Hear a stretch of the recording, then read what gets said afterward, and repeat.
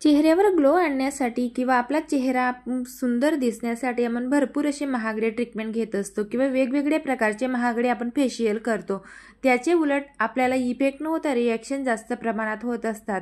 तर आपण घरच्या घरी आपली त्वचा सुंदर कशी ठेवायची किंवा आपली त्वचेची काळजी कशी घ्यावी त्यासाठी आज मी तुमच्यासोबत एक सुंदर अशी रेमेडी शेअर करणार आहे। घरगुती उपायाने आपण चेहरा जास्तीत जास्त सुंदर करू शकतो किंवा गोरा करू शकतो। त्यासाठी आज आपण फक्त एक बटाट्याचा वापर करून दोन रेमेडी तयार करणार आहोत। दोघीही रेमेडी आपल्या स्किनसाठी खूपच जास्त इफेक्टिव्ह राहणार आहे। तर त्या मी कशा प्रकारे बनवते नक्की बघा।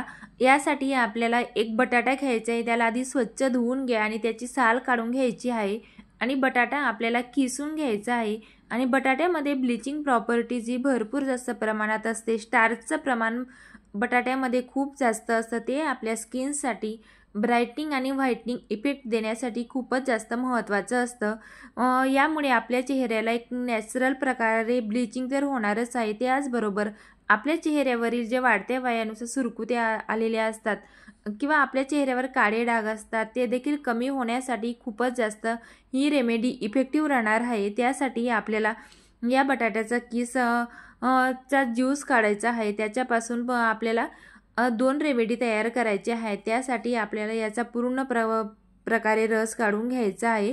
तर या ठिकाणी तुम्ही बघू शकता की चाळणीच्या साहाय्याने तुम्ही या बटाट्याच्या किसचा रस काढू शकतात किंवा हाताने देखील हा ज्यूस अतिशय चांगल्या प्रकारे निघतो। तर बघू शकता की एवढ्या प्रमाणामध्ये याच्यामधनं रस निघालेला आहे। तर अजूनही आपण हाताने जर का व्यवस्थित असं पिळून घेतलं तर छान प्रकारे त्याचा ज्यूस निघतो। तर या ठिकाणी आपल्याला हा जो बटाट्याचा किस आपण करून घेतलेला आहे तो अजिबात पण फेकायचा नाहीये, त्याचा आपण वापर पुढे करणार आहोत।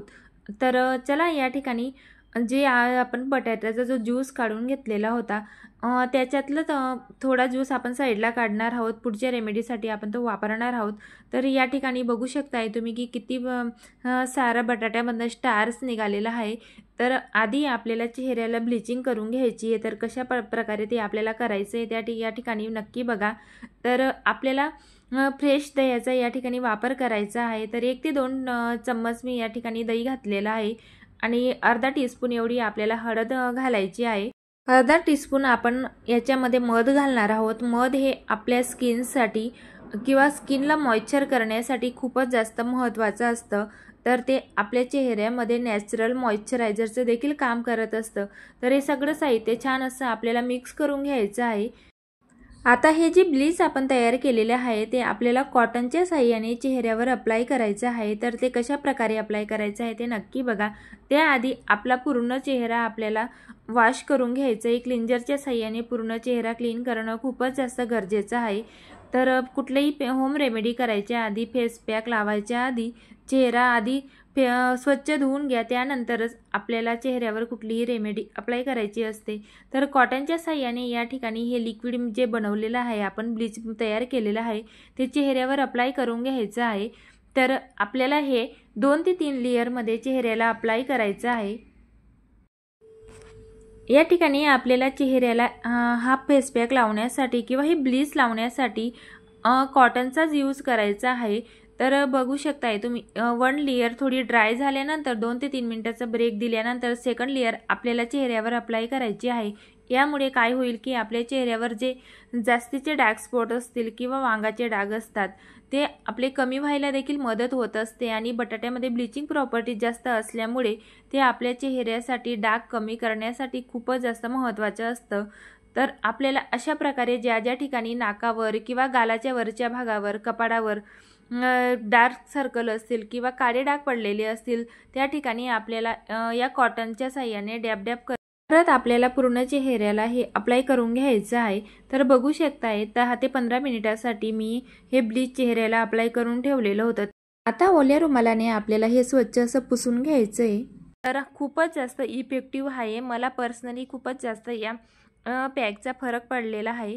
तर या ठिकाणी तुम्ही बघू शकत असणार रिझल्ट की पुसल्यानंतर किती स्किन देखील ग्लो होते आणि यामुळे आपलं फेशियल सुद्धा होऊन जातं। तर चला नेक्स्ट मी तुम्हाला दाखवते। आपल्याला आता फेस मास्क तयार करायचा आहे। तर या ठिकाणी जे मी बटाट्याचा अजून रस काढून ठेवलेला होता त्याच्यामध्ये आपल्याला बेसन पीठ ॲड करायचं आहे।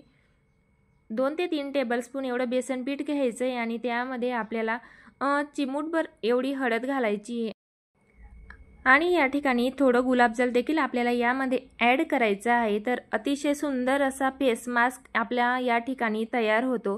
तर आपण या ठिकाणी दुसरे कुठलेही इन्ग्रेडियंट्स यामध्ये ॲड करत नाही आहे, फक्त बेसन, हळद आणि आपण जो बटाट्याचा रस काढलेला होता त्यामध्येच आपल्याला हे सगळं साहित्य ॲड करायचं आहे आणि अतिशय इफेक्टिव्ह असा हा फेस मास्क आहे। तर या ठिकाणी आपल्याला हा अपवर्ड पोझिशनमध्येच फेस पॅक किंवा फेस मास्क असतो तो अप्लाय करायचा आहे। कुठलाही फेस पॅक हा लावत असताना अपवर्ड पोझिशनमध्येच लावायचा आहे। कुठलीही होम रेमेडी जेव्हा आपण घरात करत असतो तेव्हा ती आपण चेहऱ्यावर अप्लाय कशा पद्धतीने करतो यावर देखील तुमच्या फेसचा रिझल्ट हा त्यावर अवलंबून असतो। तर आपण स्टेप बाय स्टेप का जर या सगळ्या गोष्टी फॉलो केल्या तर व्यवस्थित असा रिझल्ट आपल्याला बघायला मिळतो। तर या ठिकाणी छान असा आपल्याला जाडसर असा थर आपल्याला चेहऱ्यावर लावायचा आहे हा फेस मास्कचा। तर या ठिकाणी 15 मिनिटभर आपल्याला 10 ते 15 मिनिट हा मास्क राहू द्यायचा आहे चेहऱ्यावर आणि डोळ्याच्या खालच्या भागाला फेस मास्क कधीही अप्लाय करायचा नसतो, कारण ती स्किन आपली सेन्सिटिव्ह असते आणि ओढली जाते जसा जसा फेस पॅक ड्राय होतो, त्यामुळे सुरकुत्या पडायचे खूपच जास्त चान्सेस असतात। तर या ठिकाणी आपण हा फेस पॅक डायरेक्ट न धुता पाण्याने वॉश न करता आधी ओल्या रुमालाने आपल्याला पुसून घ्यायचं आहे आणि मगच थंड पाण्याने चेहरा वॉश करायचा आहे। तर या ठिकाणी मी रुमालाने चेहरा पुसते ओल्या रुमालाने, तर तुम्ही रिझल्ट बघू शकत असणार की किती चेहरा असा ग्लो करतोय। तर तुम्हाला जर का असा रिझल्ट हवा असेल तर नक्की तुम्ही हे जे मी तुम्हाला होम रेमेडी सांगितलेली आहे, पूर्ण चेहऱ्यावरील पिंपलचे डाग असतात, सुरकुते असतात, पिगमेंटेशन सगळ्यांसाठी अगदी बेस्ट आहे। नक्की तुम्ही ट्राय करून बघा। मला पर्सनली खूपच याचा अनुभव आलेला आहे। मी स्वतःवर हे आधी अप्लाय केलेला आहे, मला रिझल्ट छान मिळाला, त्यानंतरच मी तुमच्यासोबत हा व्हिडिओ शेअर करते। तर या ठिकाणी छान असा फेस वॉश झाल्यानंतर आपल्याला थोडं स्किन केअर करायचं आहे, कारण आपण कुठलीही होम रेमेडी करतो त्यावेळेस आपली स्किन ॲक्टिव्ह झालेली असते। तर त्यानंतर मग आपल्याला म्हणून मॉइश्चरायझर लावणं खूपच जास्त गरजेचं आहे। तर माझी ऑइली स्किन आहे त्यासाठी मी जेल बेसमध्ये पॉन्डचं हे मॉइश्चरायझर अप्लाय करते आणि थोडंसं आपल्याला मसाज देखील चेहऱ्याला करायचं आहे। तर या ठिकाणी ब्लड सर्क्युलेशन यामुळे खूपच जास्त छान होतं। तर डेली जर का आपण 2 ते 3 मिनिटासाठी चेहऱ्याला जर का अशी मसाज दिली तर आपली स्किन ही ग्लो करायला लागते आणि ब्लड सर्क्युलेशन होत असल्यामुळे पिंपल्स वगैरे किंवा पिंपल्सचे डाग हे कमी व्हायला देखील खूपच जास्त मदत होते। तर चला या ठिकाणी छान असं फेस तर प्रिपेअर आपण करून घेतलेला आहे। त्यानंतर जो बटाट्याचा किस आपण काढून ठेवलेला होता तो असा हातापायांना किंवा आपल्या एल्बोज असतात किंवा पायाचे अँकलजवळ जे काळे डाग पडलेले असतात त्याच्यासाठी आपण असं यूज करू शकतो आणि यामुळे हातापायांची सगळी डेड स्किन ही रिमूव्ह होऊन जाते। आय होप की आजचा हा व्हिडिओ तुम्हाला नक्कीच आवडला असेल आणि इन्फॉर्मेटिव्ह वाटला असेल। जर का व्हिडिओ आवडला असेल तर नक्की चॅनलला सबस्क्राईब करा आणि व्हिडिओला लाईक करायला विसरू नका आणि कमेंट करायला विसरू नका। चला तर मग भेटूया नवीन अशाच व्हिडिओमध्ये। बाय।